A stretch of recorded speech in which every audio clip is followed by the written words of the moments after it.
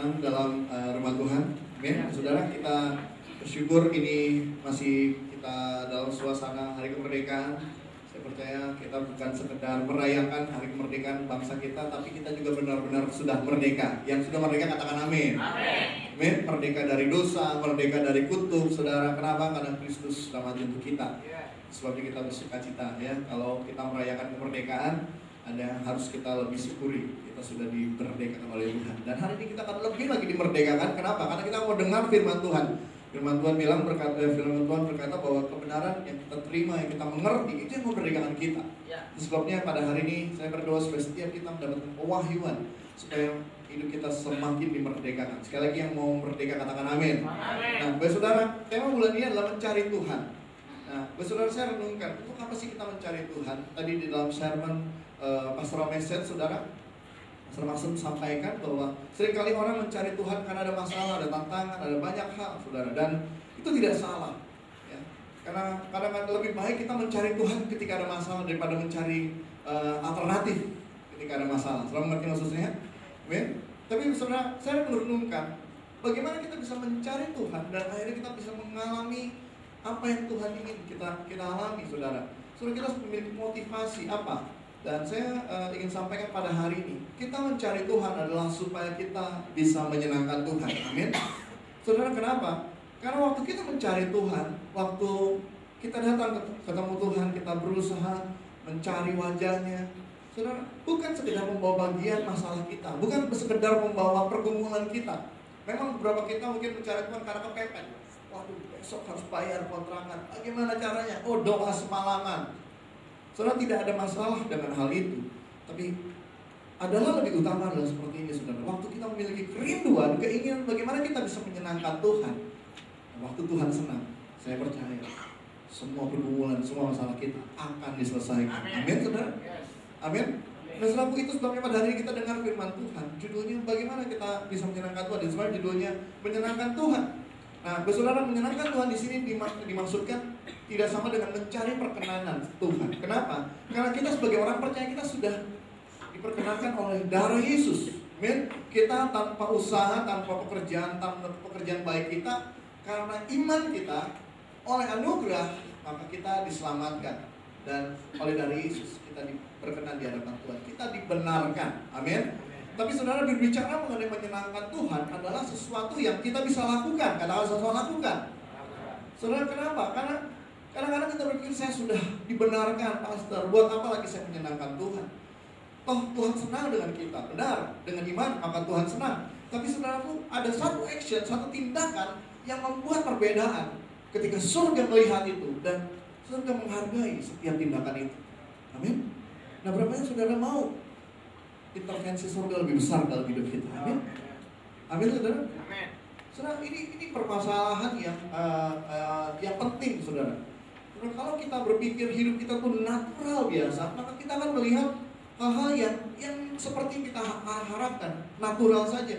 Tapi kadang-kadang ada satu kejadian-kejadian tertentu yang membutuhkan campur tangan daripada Tuhan, campur tangan supranatural dari Tuhan. Amin. Saudaraku, bagaimana itu terjadi? Caranya adalah waktu kita melakukan satu tindakan dan di surga Tuhan senang dan Dia intervensi dalam hidup kita. Dan saudara, kalau kita melihat, saudara, ini pekerjaan yang gampang-gampang susah. Kenapa? Yang kita fokuskan adalah Tuhan, bukan menyenangkan manusia, melainkan menyenangkan Tuhan. Nanti kita akan lebih jauh lagi bicara mengenai penyembahan, karena ada perbedaan yang jelas antara penyembahan yang berkenan di hadapan Tuhan, penyembahan yang tidak menyenangkan Tuhan. Saudara, mari lihat di dalam kitab Bilangan pasal 28 ayat 2. Saya baca buat Bapak Ibu, atau kita baca semua, ada di outline. 1, 2, 3. Perintahkanlah pada orang Israel dan katakanlah pada mereka, dengan setia dan pada waktu yang ditetapkan haruslah kamu mempersembahkan persembahan-persembahan kepadaku sebagai santapanku berupa korban api-apian yang baunya menyenangkan bagiku. Saudaraku, Tuhan bukan sekedar memerintahkan kita, ayo sembah, ayo berikan persembahan. Tapi yang paling penting adalah ketika baunya itu menyenangkan. Ya, saudara. Jadi ada satu tindakan yang harus kita pikirkan, harus kita lakukan. Dan itu menyenangkan Tuhan. Dan waktu Tuhan senang, maka ada perbedaan. Saudara, Alkitab sudah mencatat banyak kali penyembahan, dua tindakan-tindakan yang satu disukai, yang satu tidak disukai. Di Alkitab, di bagian awal Alkitab kita, kitab Kejadian, kita tahu persembahan Kain dan Habel. Berapa yang sudah tahu akan hal itu? Amin ya. Nah, Kain mempersembahkan, Habel mempersembahkan, tapi Kain mempersembahkan dan tidak memuaskan, tidak menyenangkan hati Tuhan. Tapi Habel, waktu dia mempersembahkan, itu berkenan atau itu menyenangkan hati Tuhan. Nah, saudara, apa bedanya di sini? Saudara, kalau persembahan atau penyembahan yang kita lakukan, kalau fokusnya bukan kepada Tuhan, itu akan berfokus pada keinginan diri kita, memuaskan keinginan diri kita. Nah, saudara, sementara Habel melakukan dan itu memuaskan Tuhan, bukan memuaskan keinginan manusia.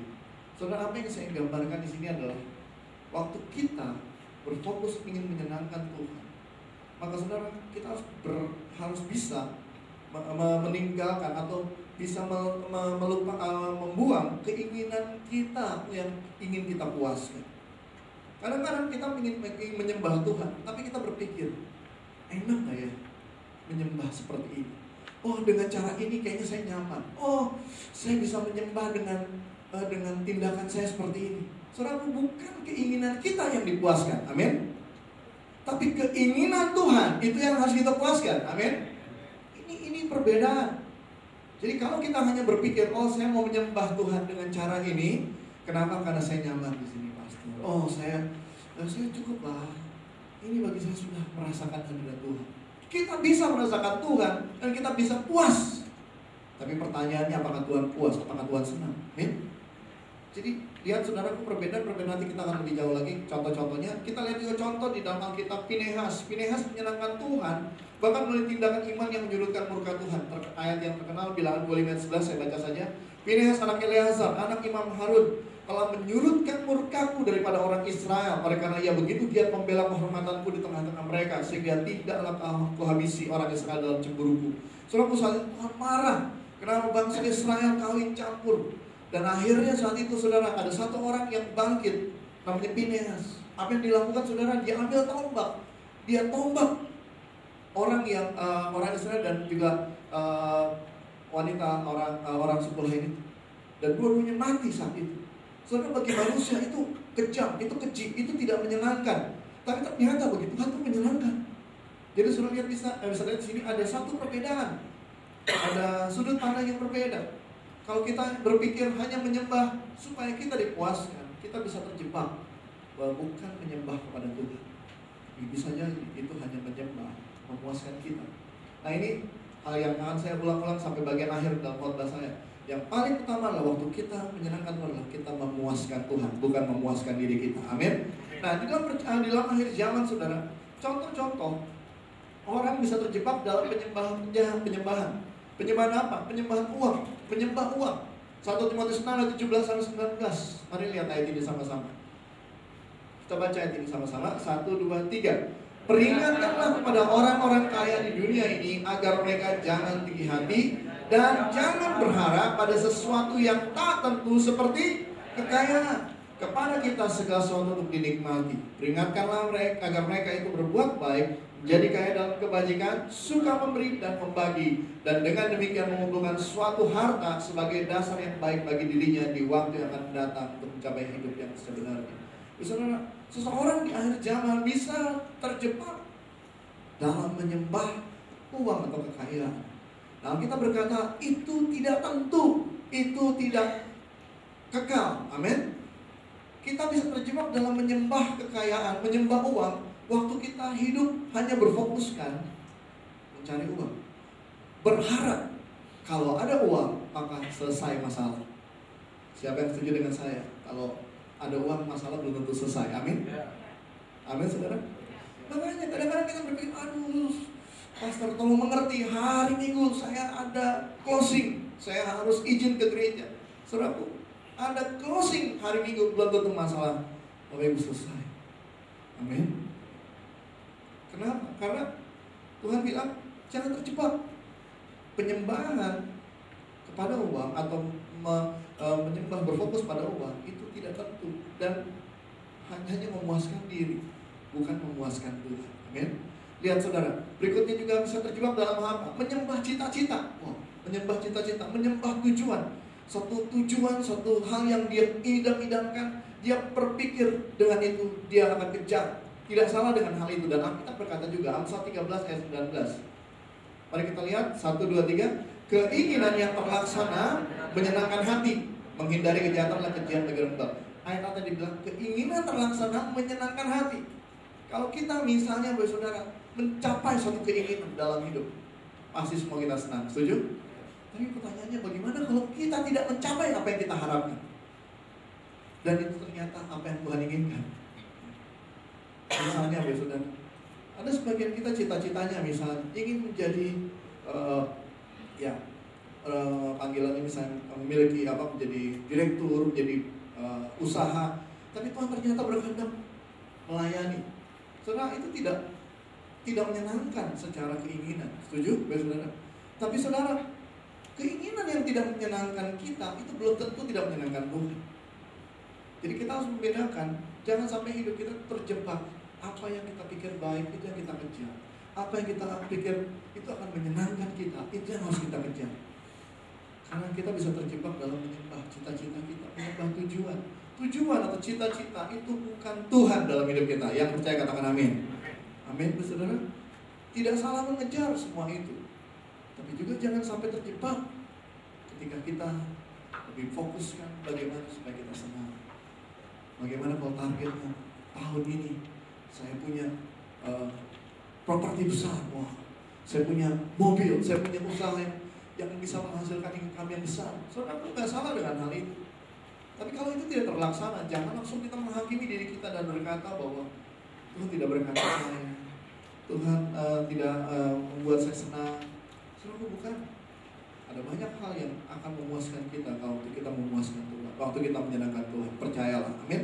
Yang ketiga juga, saudara, kita bisa terjebak dalam menyembah manusia. Dan ini dikatakan di dalam kitab Wahyu bahwa Antikris akan datang dan semua orang di dunia ini akan dipaksa, akan diajak untuk menyembah manusia, menyembah patung. Itu menyembah yang materi, saudara. Wahyu 13 ayat 8. Dan semua orang diam-diam sembunyi akan menyembahnya, yaitu setiap orang yang namanya tidak tertulis sejak dunia dijadikan dalam kitab kehidupan dari anak domba yang telah disembelih. Dan saudaraku, jangan berpikir, masih jauh. Itu sudah tidak jauh lagi dari kita. Yang segera saya katakan amin. Amin, saudara. Kalau nggak percaya, saudara, banyak orang sekarang mengidolai tokoh-tokoh tertentu, orang-orang tertentu, dan akhirnya apa? Secara nggak sadar orang itu menyembah bukan kepada Tuhan, tapi menyembah yang diidolakan. Ya. Kalau Tuhan datang di dalam ibadah, beberapa orang mungkin tenang, tapi begitu idolanya datang di gereja, orang kan berebutan. Kenapa? Karena sekali lagi, saudaraku, dari apa yang saya uraikan semua ini, semua penyembahan uang, cita-cita ataupun manusia itu berfokuskan ternyata adalah kepada diri sendiri. Katakan sama diri sendiri. Jadi kita harus waspada, kita harus benar-benar sadar bahwa jangan sampai kita tuh tenang-tenang saja, kita mau pikir baik-baik hidup kita. Kenapa? Karena kita puas diri kita, senang, tenang, benar. Tuhan ingin kita senang, yang sedang saya katakan amin. Tapi juga jangan hanya mengejar kepuasan diri kita. Karena yang kita kejar adalah bagaimana suatu waktu kita dengar atau kita tahu di surga Tuhan senang sama kita. Dan ketika kita masih di dunia, kita juga menyenangkan Tuhan, dan Tuhan akhirnya bekerja berbuat buat lebih besar dalam hidup kita. Nah, saudara, kita akan lihat contoh di dalam Alkitab. Satu orang yang waktu dia mencari Tuhan, dia menyenangkan Tuhan, dan usahanya berhasil. Itu dicatat di dalam 2 Tawarik 26 ayat ke-5. Namanya Raja Uzia. Kita lihat ayatnya, ayat 5. Saya ajak kita lihat dan kita baca 1, 2, 3. Ia mencari Allah selama hidup Zakaria. Ia mengajarnya supaya takut akan Allah. Dan selama ia mencari Tuhan, Allah membuat segala usahanya berhasil. Saudaraku, kadang-kadang kita lebih senang segala usahanya berhasil, ya. Ingat, kita harus fokusnya bukan segala usahanya itu memuaskan diri kita saja. Yang paling utama adalah ayat ini berkata, selama ia mencari Tuhan. Ya saudara, kita harus mencari Tuhan, menyenangkan Tuhan. baru segalanya ditambahkan. Amin. Amin, saudara. Nah, kita akan baca ayat ini dari ayat 1 sampai 22. Ini satu perikop tentang kisah tentang Raja Uzia, dan ini akan merupakan khotbah yang kita akan dengar pada hari ini.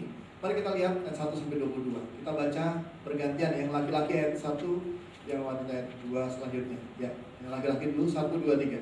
Segenap bangsa Yehuda mengambil Uzia yang masih berumur 16 tahun dan menobatkan dia menjadi raja menggantikan ayahnya Amazia.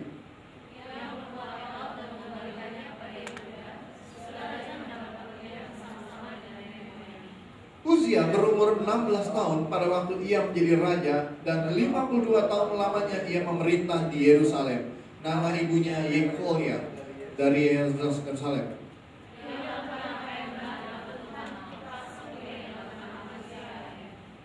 Ia mencari Allah selama hidup Zakaria yang mengajarnya supaya takut akan Allah. Dan selama ia mencari Tuhan, Allah membuat segala usahanya berhasil.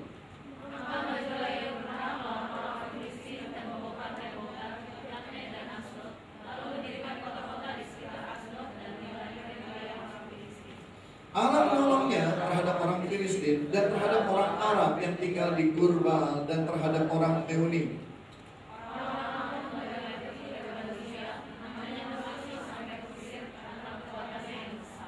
Uzia mendirikan menara di Yerusalem di atas pintu gerbang sudut, di atas pintu gerbang lebat, dan di atas penjuru, serta mengokohkannya.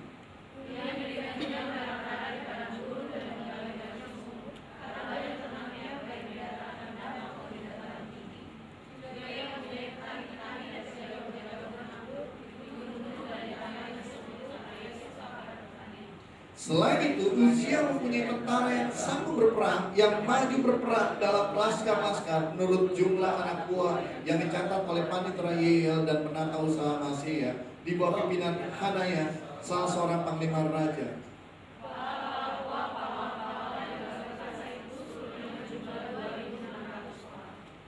Di bawah pimpinan mereka terdapat satu bala tentara terdiri dari 307.500 orang yang gagah perkasa dalam perang untuk membantu raja dalam menghadapi musuh.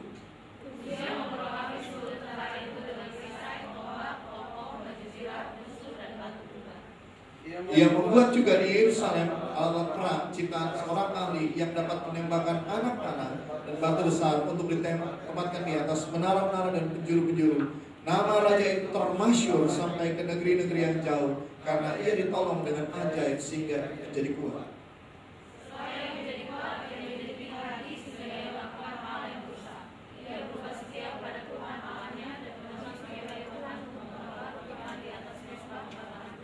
Tetapi Imam Azaria mengikutinya dari belakang bersama-sama 80 imam Tuhan, orang-orang yang tegas.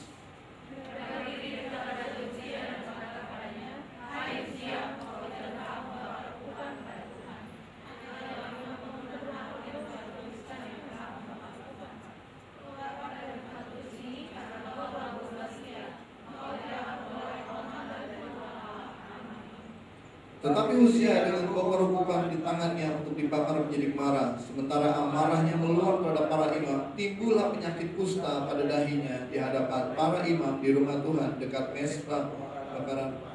Nah, kita baca ayat 23 ya. Ayat 21, 1, 2, 3. Raja Uzia sakit kusta sampai pada hari matinya, dan sebagai orang yang sakit kusta ia tinggal di sebuah rumah pengasingan karena ia dikucilkan dari rumah Tuhan. Dan Yotam anaknya mengepalai istana raja dan menjalankan pemerintahan atas rakyat negeri itu. Sampai di sini, saudara, ini bicara mengenai satu kisah kehidupan yang sering kali kita alami dalam kehidupan, atau mungkin kita melihat orang-orang sekitar kita. Dan saya ingin ajak kita sama-sama merenungkan firman Tuhan ini. Kenapa? Kita belajar dari apa yang terjadi dalam kitab ini. Saya setuju dengan saya bahwa Alkitab penuh dengan pelajaran. Amin.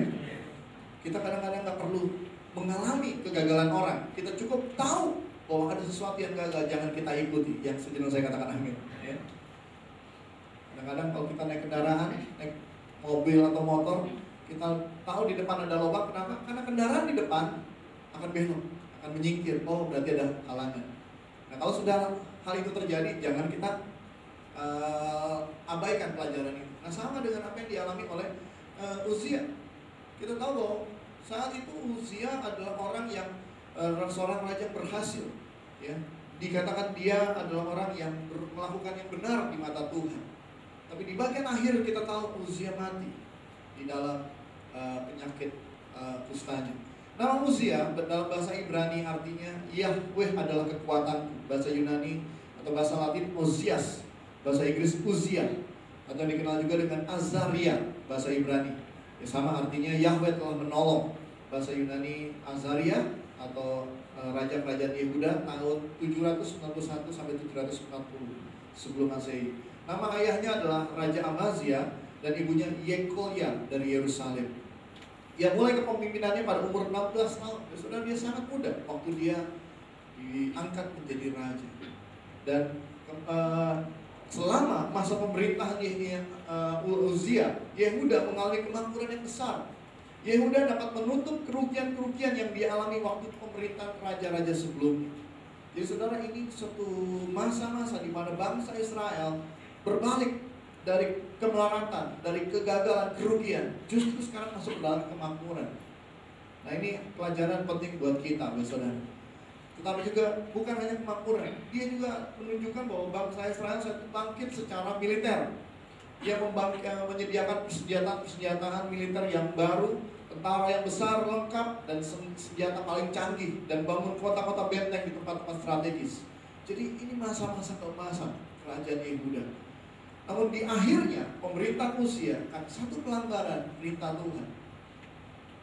Dia membakar satu korban hukuman dan dia ditegur, tapi dia tidak mendengarkan. Dia sombong, dia tinggi hati. Akhirnya musnah semua keberhasilan itu. Bahkan dia sakit kusta. Dan kalau kita tahu Alkitab berkata bahwa orang yang sakit kusta itu adalah lambang bahwa ada dosa atau kenajisan saudara yang dilakukan. Nah, saudara, ini sekitar ini cerita tentang Raja Uzia. Nanti saudara bisa lihat di dalam Alkitab, kita baca secara pribadi. Tapi mari kita belajar dari firman Tuhan ini.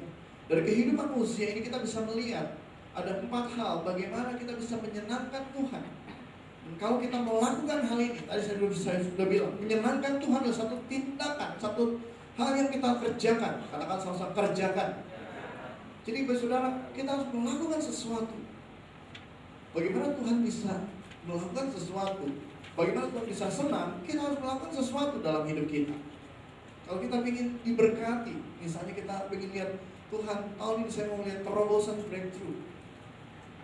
Bulan September kita kedatangan rasul atau pengkhotbah keuangan yang diurapi.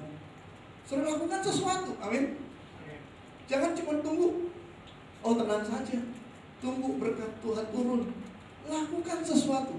Bagaimana menyenangkan Tuhan? Nah, 4 hal ini akan menolong kita bagi apa yang kita perlu lakukan. Menyenangkan Tuhan melalui yang pertama adalah mencari wajah Tuhan. Mencari wajah Tuhan. Katakan sama-sama, mencari wajah Tuhan. Di ayat 5 dikatakan ia mencari Allah selama hidup Zakaria dan mengajar selanjutnya. Jadi saudara, menyenangkan Tuhan itu sama dengan mencari wajah Tuhan, mencari Tuhan. Apa maksud daripada wajah Tuhan? Saudara, wajah itu melambangkan karakter atau perwakilan. Jadi saudara, kita ini pribadi, kita hidup manusia ya. Kalaupun kita punya postur besar, kalaupun kita bagian dari leher bawah itu bagus ya, tapi yang akan dilihat hidup kita itu dari wajah. Setuju dengan saya? Amin. Artinya saudara, wajah melambangkan keseluruhan. Wajah melambangkan karakter. Wajah melambangkan sifat unik yang dimiliki orang tersebut. Jadi kalau kita mengetahui asal suku seseorang, kita tahu dari mana. Pertama mungkin dari omongannya kita dengar, tapi juga dari penampilannya, dari rambutnya, dari warna kulitnya. Setuju? Itulah wajah. Tapi saudara, apa yang saya gambarkan di sini? Waktu kita mencari Tuhan, itu artinya hari-hari ini apa yang kita lakukan? Bagaimana kita belajar mengenal Tuhan, karakter-karakternya, jalan-jalan hidupnya, petunjuk-petunjuknya di dalam hidup kita. Jadi hal pertama supaya kita bisa menyenangkan Tuhan, lakukan tindakan untuk kita mengenal Tuhan, mengenal karakternya, mengenal petunjuk-petunjuknya, mengenal tuntunan-tuntunannya dalam hidup kita. Amin. Masih adakah Tuhan dalam hidup kita sekarang ini? Oh Pastor, Tuhan masih ada, kenapa saya diberkati? Saudaraku, itu baru sebagian kecil. Karena bisa saja berkat itu bukan datang dari Tuhan, itu berkat dari hal-hal yang tidak benar. Ada orang kaya, kenapa? Karena korupsi. Itu bukan berkat Tuhan. Berkat Tuhan adalah ketika Tuhan berkenan, Tuhan senang, maka Dia menolong kita, Dia memberkati kita dengan berkat-berkat. Berkat Tuhan juga adalah ketika kita bisa datang dalam satu tempat dan kita menjadi berkat bagi banyak orang. Amin. Nah, kita baru tahu, oh itu wajah Tuhan. Oh Tuhan ada di sana. Oh Tuhan ingin saya lakukan ini. Nah, saudara, kita dalam hidup harus belajar mencari wajah Tuhan. Artinya mengenal Tuhan dalam kehidupan. Di mana Tuhan? Apakah yang sedang Tuhan kerjakan hari-hari ini? Dan kita apa ada di sana?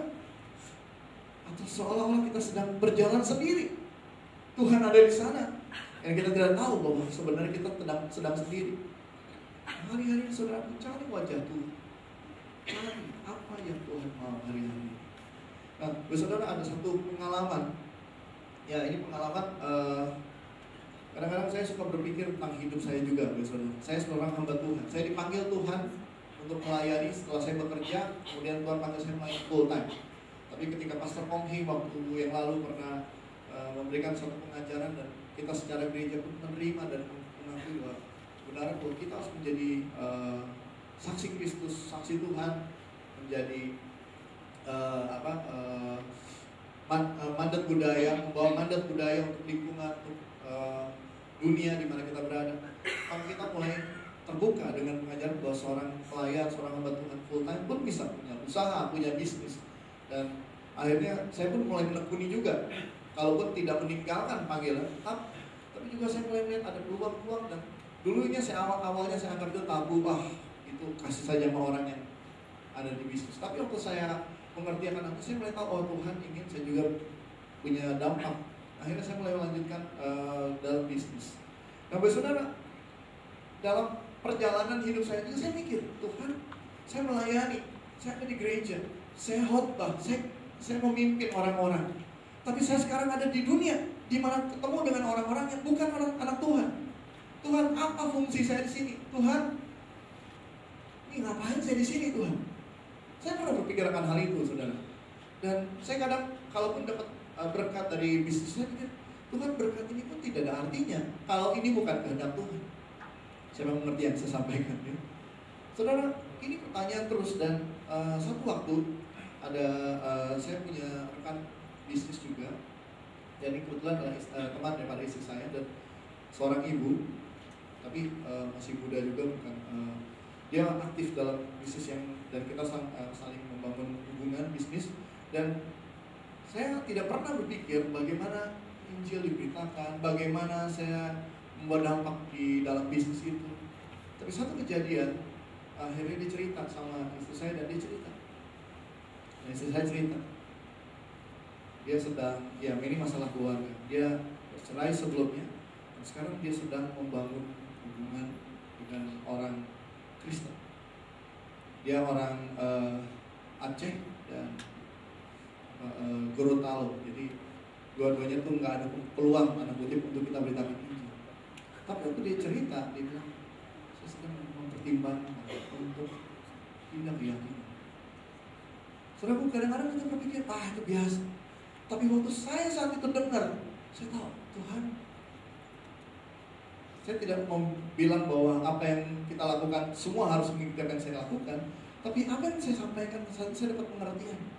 Tuhan, ada banyak orang terhilang di sana. Dan kenapa saya ada di sini? Saya tidak tahu. Saya tidak punya kuasa mengubah hati orang, mengubah keyakinan orang. Tapi waktu kita datang ke sana, kita datang dengan Tuhan. Dan Tuhan mau kita berdoa untuk mereka. Tuhan mau kita melakukan sesuatu. Nah, saya mulai sadar, oh Tuhan. Sampai sekarang orangnya pun belum bertobat sungguh-sungguh. Tapi saya merasa bahwa Tuhan, kita harus lebih peka lagi untuk mencari jiwa-jiwa yang terhilang. Dan saya makin tahu itulah kehendak Tuhan, itu wajah Tuhan yang harus kita cari hari-hari ini saudara. Tidak salah dengan banyak aktivitas pelayanan, tidak salah dengan banyak hal yang kita sedang fokus kejar. Tapi dengan pengalaman ini saya mulai menyadari bahwa ada wajah Tuhan yang harus kita kejar, kehendak Tuhan. Berdoa bagi yang terhilang, melayani orang-orang yang terhilang. Dan kadang-kadang kita di gereja, terlalu lama di gereja, kita berpikir dunia kita ini, kita nggak pernah berpikir ada orang terhilang. Dan ternyata Tuhan bawa kita ke sana. Dan waktu itu saya sadar, saya bersyukur dan saya berdoa, Tuhan jamah orang-orang. Saudaraku, ini pengalaman yang menyadarkan saya saudara. Hari-hari ini saudara kita harus banyak cari wajah Tuhan. Apakah yang kita lakukan hari-hari ini itu sesuai dengan kehendak Tuhan atau tidak? Apakah hari-hari ini ada Tuhan di sini atau tidak? Saudaraku, cari wajahnya, bukan cari tangannya, bukan cari kakinya. Banyak kali kita cari kakinya Tuhan. Tuhan tolong saya biar saya bisa lebih cepat naik dipromosikan. Tuhan tolong saya, berkati saya. Itu tangan Tuhan kita harapkan. Tapi kenapa nggak kita berdoa, Tuhan cari wajah Tuhan. Apa yang saya perlu buat Tuhan? So, poin pertama, kita bisa menyenangkan Tuhan waktu kita sekarang mulai mencari wajah Tuhan. Mencari wajah Tuhan artinya kita mulai mengenal karakter, mengenal pribadinya dia, mengenal lebih dalam lagi. Amin, saudara. Saya mau mengenal Tuhan lebih lagi. Amin. Wajah Tuhan menggambarkan pribadi yang unik, dan tiada dua-duanya. Amin, saudara. Wajah Tuhan artinya kita sedang mencari keunikan Tuhan dalam hidup kita. Nah, itu sebabnya kalau kita saat ini belajar mengenai mencari wajah Tuhan, saya menantang setiap kita bisa datang mencari wajah Tuhan karena kebutuhan. Mari kita datang cari wajah Tuhan karena kita ingin menyenangkan Tuhan. Kita ingin tahu apa sih yang Tuhan inginkan. Dan melalui pengalaman-pengalaman kita akan mengerti bahwa wajah Tuhan itu seperti apa. Hari ini saudaraku, poin pertama menyenangkan Tuhan melalui yang pertama mencari wajah Tuhan. Katakan sama-sama mencari wajah Tuhan. Dan usia selama hidupnya, ketika dia umur 16 tahun, dia mulai diajar oleh hamba Tuhan, dimentor oleh Zakaria, dia mencari wajah Tuhan. Dan waktu dia mulai mencari wajah Tuhan, apa yang terjadi? Tuhan buat segala usahanya berhasil. Jadi jangan dimana cari keberhasilan, tapi carilah Tuhan, maka segala usaha kita berhasil. Yang mau mengalami katakan amin. Yang pertama mencari wajah Tuhan. Yang kedua, apa yang kita perlu miliki untuk kita bisa menyenangkan Tuhan dari pelajaran mengenai Uzia ini? Yang pertama mencari wajah Tuhan. Yang kedua menjaga kerinduan atau memelihara kerinduan. Memelihara kerinduan. Di dalam ayat keempat dikatakan, ia melakukan apa yang benar di mata Tuhan, tepat seperti yang dilakukan Amazia ayahnya. Saudara, apa yang kita bisa pelajari di sini? Kita harus melakukan apa yang benar di mata Tuhan. Dan seringkali saudaraku itu membutuhkan energi, membutuhkan kerinduan, membutuhkan passion di sana. Ya, passion itu penting dalam kehidupan kita sebagai orang percaya.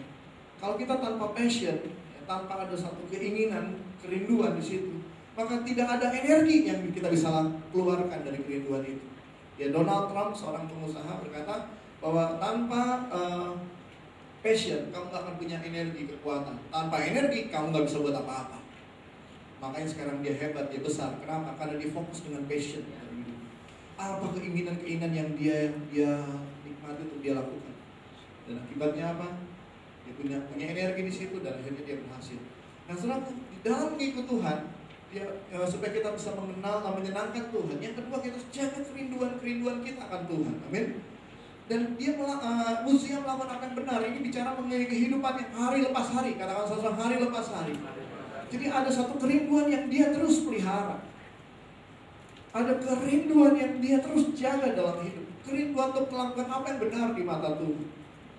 Setelah beberapa waktu yang lalu ada satu kasus di negara kita di mana ada seorang profesor ditangkap KPK. Berapa banyak saudara tahu?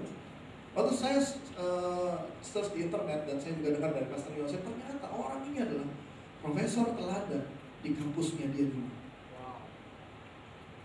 Saudara, orang yang punya citra baik di mata publik saat ini, tapi akhirnya orang yang terjun ke dalam birokrasi, di dalam pemerintahan, apa yang terjadi? Sekarang berubah. Dia melakukan satu tindakan kriminal. Nah, saudara, kadang-kadang kehidupan manusia, apalagi di luar Tuhan, kelihatannya baik. Tapi apakah ini bertahan selamanya atau cuma ketika tidak ada masalah? Saudaraku, kita sebagai orang percaya hari-hari ini, kita bisa bersemangat kalau ketika banyak orang Kristen sama-sama lagi semangat. Yang setuju dengan saya katakan amin. Amin, amin. Tapi pertanyaannya, ketika kita lagi sendiri, ketika kita tidak ada lagi yang mendorong, mengingatkan, bisa gak kita menjaga kerinduan kita? Dari usia kita bisa melihat dia orang yang menjaga kerinduannya, karena dikatakan dia melakukan apa yang benar, dia terus menerus, dia tiap-tiap hari, tiap-tiap waktu. Jadi saudara, kekristenan itu bukan bicara satu waktu, amin. Kekristenan itu berbicara mengenai waktu demi waktu, saat demi saat. Jadi hari-hari ini saudara, kita ditantang. Kalau kita sudah berkata, oh Tuhan, terima kasih Tuhan berkerinduan. Dan puji Tuhan, boleh saudara datang ke gereja, berarti saudara punya kerinduan.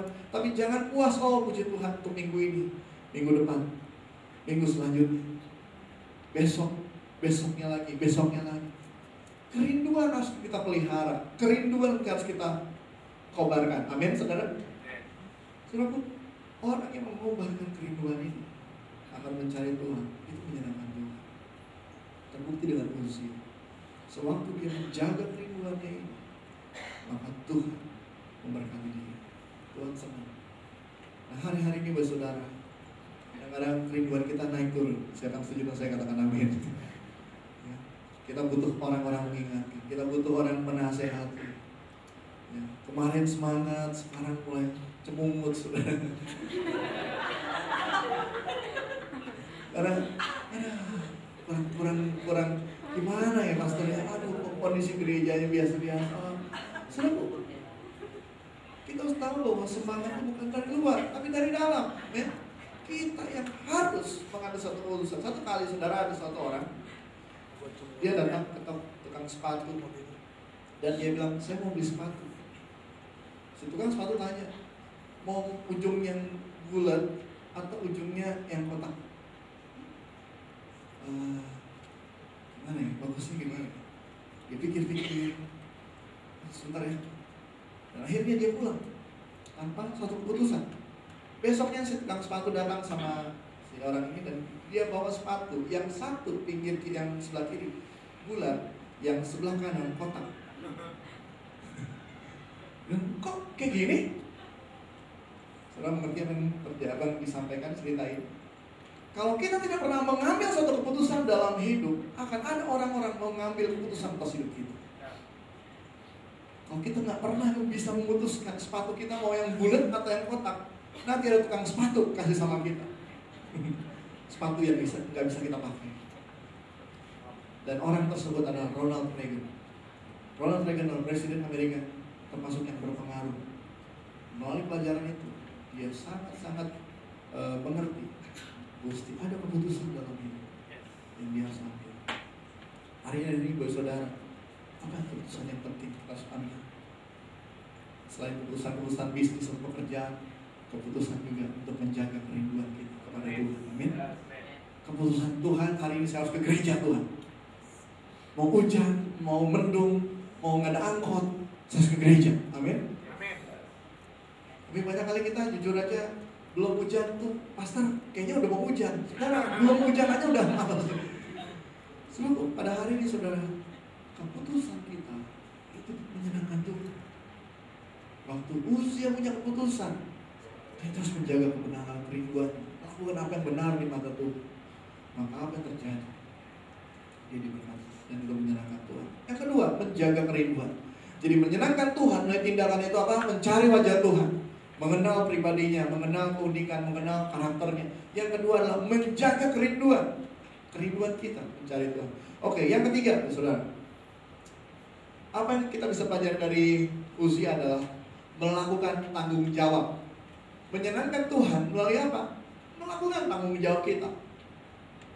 Kadang-kadang kita berpikir terlalu besar untuk menyenangkan Tuhan. Oh, kalau aku nanti selesai, aku selesai dalam pekerjaan bisnis semua, kalau punya banyak uang baru, aku berikan hidupku untuk melayani Tuhan. Terlalu lama dan terlalu mengawang-awang. Tapi waktu kita lihat Uzia, kenapa dia diberkati? Ayat 14-15. Mari kita lihat. Uzia memperlengkapi seluruh tentara itu dengan perisai tombak, ketopong, baju jirah, busur, dan batu umban. Ia membuat juga di Yerusalem alat perang ciptaan seorang ahli yang dapat menembakkan anak panah dan batu besar untuk ditempatkan di atas menara-menara penjuru-penjuru. Nama raja itu termasyur sampai ke negeri-negeri yang jauh karena ia ditolong dengan ajaib sehingga menjadi kuat. Apa yang kita bisa lihat di sini? Uzia melakukan tanggung jawab ini. Dia melakukan sesuatu yang dia bisa lakukan hari-hari itu, saat itu. Saudara, banyak kali kita berpikir terlalu jauh sehingga kita tidak pernah melakukan apa yang ada di depan kita. Yang mengerti dengan saya katakan amin. Tapi mari hari ini saudaraku, lakukan tanggung jawab yang ada di depan kita. Maka Tuhan senang dan Tuhan akan memberkati kita. Tuhan senang dengan orang-orang yang aktif dalam kehidupan. Yang jadi saya katakan amin. Saudara, ketika ada seorang yang dipercayakan 1 talenta, 2 talenta, dan 5 talenta. Ketika satu yang mendapat satu tidak melakukan apa-apa, Tuhan marah. Sementara yang 2 dan 5, Tuhan senang. Nah, dulu saya berpikir Tuhan, ya jelas saja Tuhan. Yang 5 dapat modal 5, yang 2 dapat 2, gede. Yang 1 ya. Tapi itulah cara berpikir yang harus kita rubah hari-hari. Karena kita berpikir kalau kita dapat sedikit, buat apa kita melakukan hal yang besar? Karena yang sedikit ini tetap jadi sedikit. Salah. Waktu kita melakukan sesuatu, termasuk kita setia dengan tanggung jawab kita, maka itu akan multiplikasi dalam hidup kita. Amin. Amin. Kalau kita melakukan sesuatu, kalaupun itu kecil, itu akan multiplikasi dalam hidup. Saya renungkan, saudara, kenapa hari-hari ini saya tuh dalam pelayanan tetap, tapi ini saya melihat dalam hal bisnis, saya melihat kenapa hari-hari ini saya melihat banyak bisnis yang saya tekuni sekarang kok bisa seperti ini. Waktu saya ingat balik ke belakang, ternyata ini bisnis yang pernah dulu secara kecil-kecilan saya lakukan. Ya, tidak banyak orang yang tahu waktu saya melakukan bisnis yang kecil, yang tidak terlalu besar untungnya. Ya, sehingga orang pun tidak perlu melihat, tapi saya senang lakukan. Dan ternyata itu bermultiplikasi. Siapa yang percaya ada hukum multiplikasi dalam hidup? Amin. Saya mulai tangan-tangan. Siapa yang percayakan hukum multiplikasi? Amin. Kalau kita percayakan hukum multiplikasi, lakukanlah tanggung jawab kita.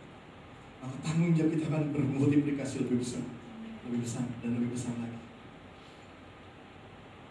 Amin, saudara. Dan itu menyenangkan Tuhan. Tuhan senang. Jadi kita lihat Uzia berhasil, Uzia menyenangkan Tuhan. Waktu dia melakukan semua tanggung jawabnya, bahkan dikatakan dia termasyur sampai ke negeri-negeri yang jauh. Bahkan Yehuda jadi negara yang saat itu pulih secara ekonomi, hutang-hutang terbayar. Ya saudara, kita bisa belajar dari apa yang terjadi. Dan jangan berpikir itu tidak mungkin kita lakukan. Kita bisa lakukan. Inilah firman Tuhan yang bisa menolong kita. Amin. Yang ketiga, melakukan tanggung jawab. Lakukan tanggung jawab kita hari-hari ini. Yang keempat, saudaraku, saudara diberkati hari ini. Amin. Yang keempat adalah memelihara ketidakpuasan positif. Nah, ada satu kegagalan Uzia yang membuat dia akhirnya sakit kusta, yaitu dia mengalami kepuasan. Kepuasannya ini berakibat negatif. Kenapa? Karena dia berpikir sudah selesai.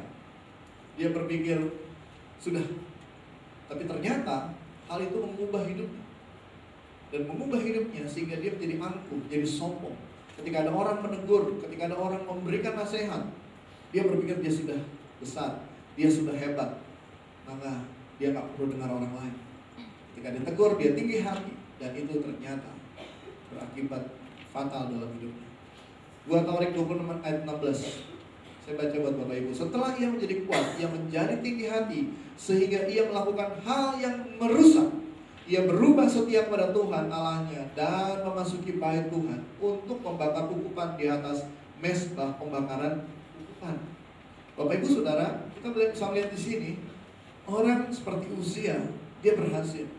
Ya, dia kaya, dia banyak uang, dia ubah banyak hal. Dan wajar nggak ketika dia senang hal itu? Wajar.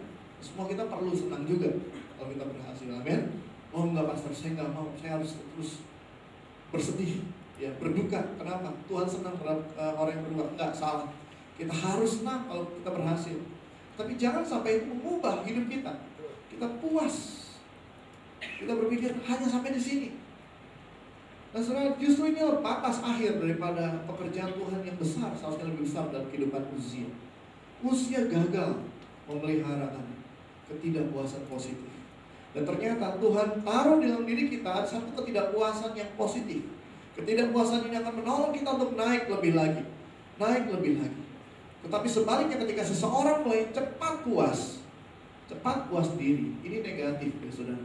Dan akibatnya apa? Akibatnya dia menjadi orang yang sombong, dia menjadi orang yang tinggi hati. Nah, cepat puas diri dalam kehidupan kita bisa terjadi, saudara.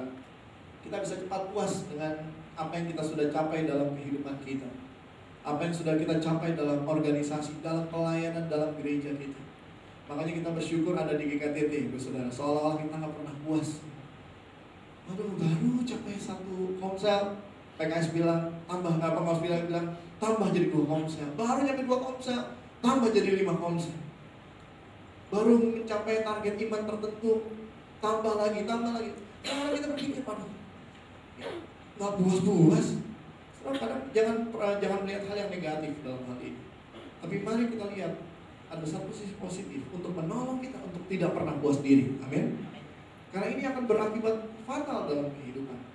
Rasa puas diri akan membuat kita berpikir negatif. Nah, saya mencatat satu artikel di sebuah artikel bisnis, saudara. Ini mencatat tentang ciri-ciri rasa puas diri dalam sebuah organisasi. Rasa puas diri dalam sebuah organisasi, ciri-cirinya adalah ketika manajemen mulai lambat mengambil keputusan.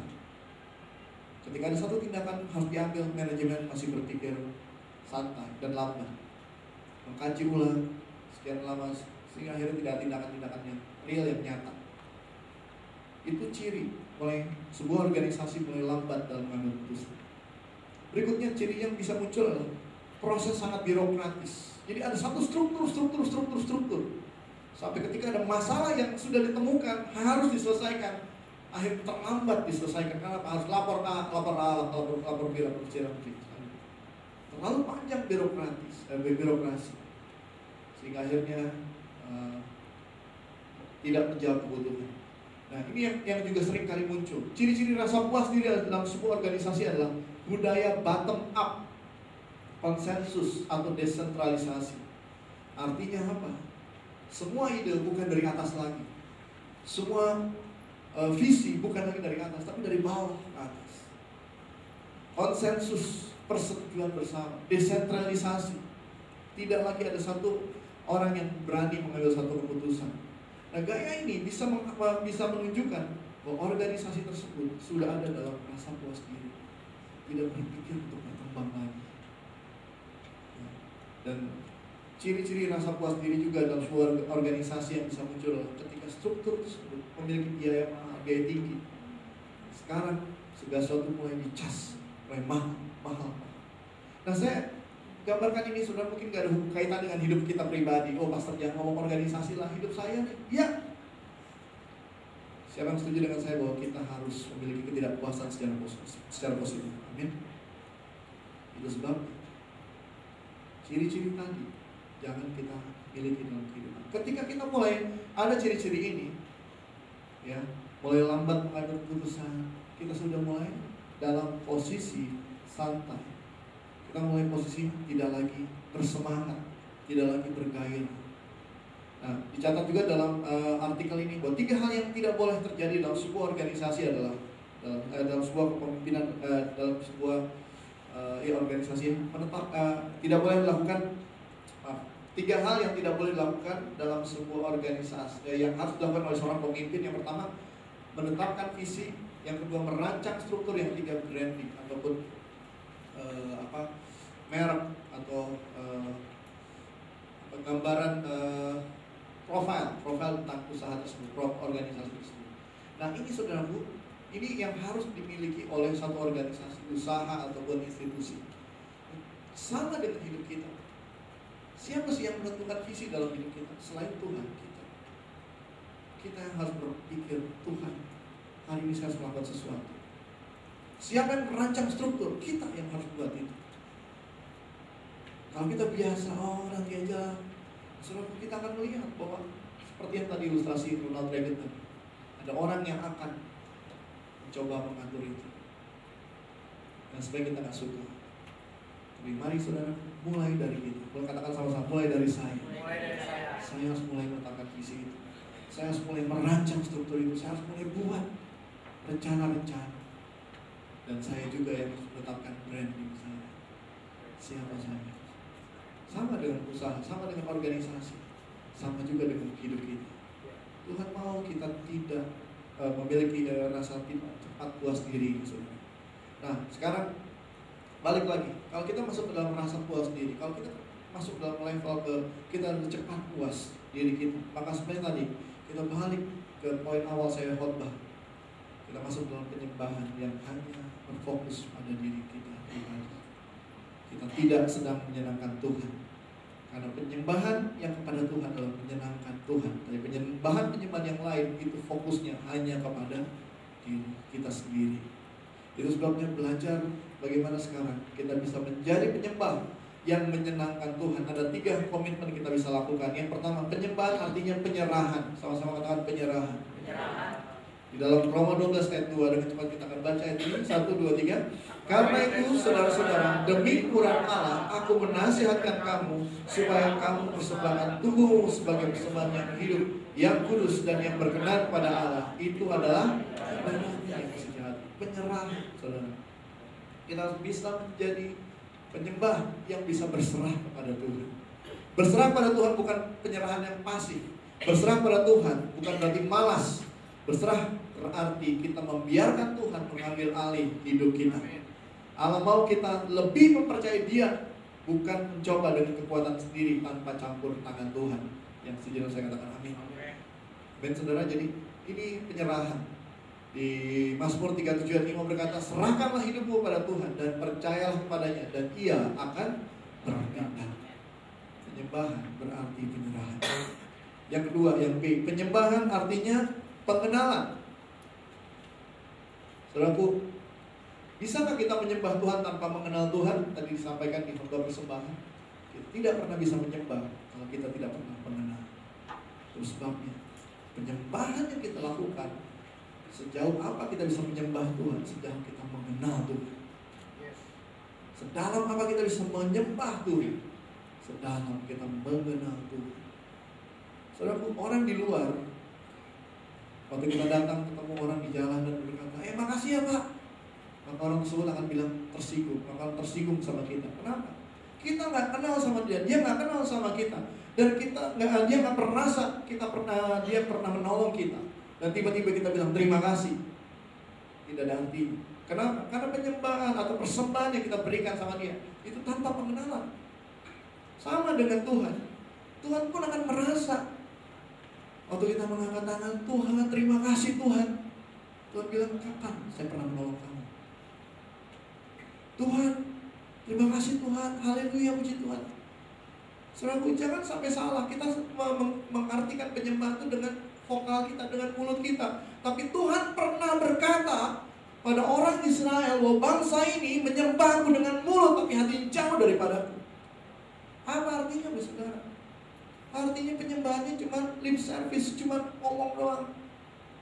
Gak pernah ditolong, gak pernah mengalami Tuhan, tapi bilang makasih sama Tuhan. Di sini tidak ada, tapi mungkin di sana sini. Mari hari ini saudara alami pengenalan akan Tuhan. Dan waktu kita berhasil ditolong Tuhan, bilang Tuhan terima kasih. Saya percaya saudara, secara pribadi hidup saya tuh, waktu saya menyembah Tuhan, yang begitu saya rasakan nikmatan.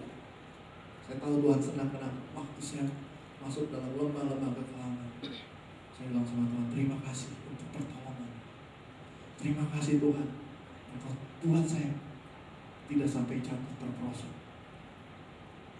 Saudara, saya percaya itu penyembahan yang dalam. Kenapa? Itu lahir dari pengenalan akan Allah. Hosea 6 ayat 6 berkata, mari kita lihat ayat ini sama-sama. 1, 2, 3. Sebab aku menyukai kasih setia dan bukan korban sembelihan, dan menyukai pengenalan akan Allah lebih daripada korban-korban bakaran. Dalam bahasa sehari-hari berkata, aku lebih suka kamu mengenal aku dan selalu mengasihi aku daripada kamu membakar dan mempersembahkan korban kepadaku. Jadi mari hari ini bagi saudara, tingkatkan pengenalan kita akan Tuhan. Amin. Penyembahan sejati hanya lahir dari orang sungguh-sungguh mengenal Allah. Itu yang sebenarnya Allah inginkan. Sewaktu kita datang menyembah Tuhan, itu sungguh-sungguh mengalir dari hati kita karena kita mengenal Dia. Ya. Berikutnya yang terakhir, yang ketiga, yang C. Penyembahan artinya pengorbanan. Sama-sama katakan pengorbanan. Penyembahan sejati membutuhkan pengorbanan. Berkorban berarti definisinya, saya bisa ajak Bapak Saudara isi bagian itu, berarti melepaskan hak yang berpusat pada diri sendiri dan memberikan hak tersebut untuk melakukan kehendak Tuhan. Jadi penyembahan itu artinya kita berani atau bisa melepaskan hak yang pusat pada diri sendiri, tapi memberikan hak tersebut untuk melakukan kehendak Tuhan. Kita tidak bisa berkata bahwa kita mengasihi Tuhan dengan segenap hati, tetapi tidak mau berkorban untuk Tuhan. Semua setuju dengan saya? Amin. Tuhan, aku mengasihimu Tuhan. Tapi jangankan mengasihi secara seutuhnya, nggak pernah memberikan persembahan terbaik. Maksud terbaik, persembahan aja kadang-kadang tidak pernah. Kenapa? Takut berkorban, tidak mau berkorban. Tapi pada hari ini saudara, kita belajar penyembahan itu artinya pengorbanan. 2 Samuel 24 ayat 24 berkata, ayat yang terakhir kita baca 1, 2, 3. Tetapi berkatalah Raja Arauna, bukan begitu, melainkan aku mau membelinya daripadamu dengan membayar harganya, sebab aku tidak mau mempersembahkan kepada Tuhan Allahku korban bakaran dengan tidak membayar apa-apa. Sesudah itu Daud membeli tempat pengirikan dan lembu-lembu itu dengan harga 50 sikal perak. Saudaraku, Raja Daud, dia raja, dia berkuasa, dia bisa membeli tanah tanpa bayar. Dia minta sama orang, ini tanah saya mau pakai. Maka orang bilang, ya silakan pakai. Tapi lihat apa yang dilakukan, dia bayar, dia beli. Kenapa? Karena Daud bilang, aku tidak mau memberi korban persembahan tanpa dengan tidak membayar apa-apa. Artinya apa, saudara? Daud merasa bahwa kalau itu dia berikan dengan gratis, dia dapat dengan sesuatu yang gratis, maka dia nggak layak. Makanya dia bilang, saya mau beri kepada Tuhan yang gratis. Jadi mari hari ini saudara, kita belajar menyembah Tuhan seperti Daud. Ada pengorbanan yang kita lakukan, yang diberkati, sama-sama katakan amin. Jadi kita belajar dari hari ini saudara, komitmen untuk penyembahan. Penyembahan artinya penyerahan, artinya pengenalan, dan artinya pengorbanan. Dan bagaimana menyenangkan Tuhan, belajar dari usia. Ada 4 hal yang kita bisa lakukan. Pertama, mencari wajah Tuhan. Yang kedua, menjaga kerinduan. Yang ketiga, melakukan tanggung jawab kita. Yang keempat, memelihara ketidakpuasan positif. Pelihara ketidakpuasan kita. Amin. Mari kita bereskan kitab kita.